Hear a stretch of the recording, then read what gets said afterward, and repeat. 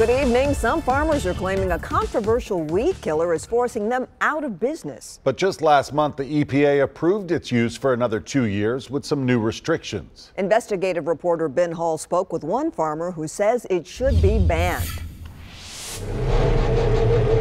It's not the easiest way to make a dollar by any means. Tandy King has grown tobacco in Murray County for decades.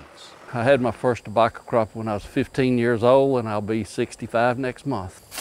But he's about to go out of business because his crops have been badly damaged for 2 straight years. That leaf should be probably 4 times that size.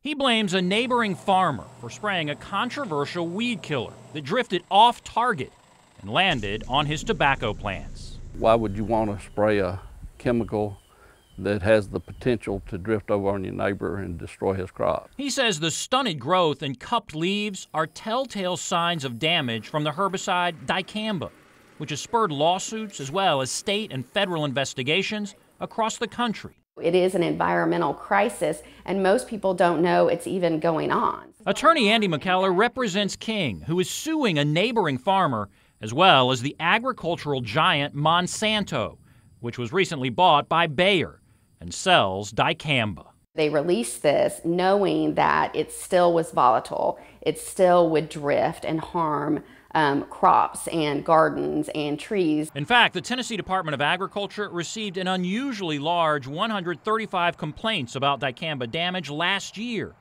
Is the state doing enough with dicamba? We could always do more. The assistant commissioner with the Tennessee Department of Agriculture says the state has put in place new restrictions, and this year the number of complaints dropped by more than half. We saw we were not doing enough, in 2017 whenever the complaints skyrocketed. They've greened back up. University of Tennessee professor Larry Steckel says dicamba can drift up to a half mile from where it's sprayed. Dicamba can pick up hours later after the sprayers left the field and pick up as a gas and get caught in like a low-lying fog and move. But he says dicamba points to an even bigger problem in American agriculture. Weeds keep evolving, becoming resistant to herbicides. Why can't we kill this? It's become resistant to basically every herbicide we've been using. For years, the herbicide Roundup killed pigweed, but recently Roundup stopped working. So Monsanto started selling genetically engineered seeds resistant to dicamba. When farmers spray their fields with dicamba, it kills the weeds, but the genetically engineered seeds survive.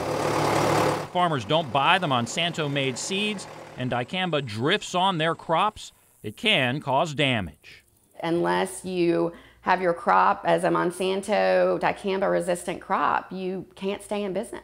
As you can see, King's lawsuit claims Monsanto wants to force farmers to buy their seeds to protect themselves from dicamba that might be sprayed on neighboring farms. the business that I was in farming will not exist next year because of dicamba. Very effective right now. Steckel insists the herbicide is safe and will not hurt people, but says Monsanto put their product on the market without the usual testing. Land-grant university systems weren't allowed to vet it and take a good look at it before it hit the market. He says it won't be long before the weeds grow resistant to dicamba, but for many, the damage will already be done.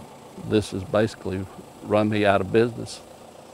Bayer, which owns Monsanto, declined an interview and sent a statement saying they've seen a significant decrease in off-target movement by dicamba. Tomorrow, we are going to look at how this impacts more than farmers. At Reelfoot Lake, a resort owner says drifting dicamba is damaging the iconic cypress trees there. Ben, thank you.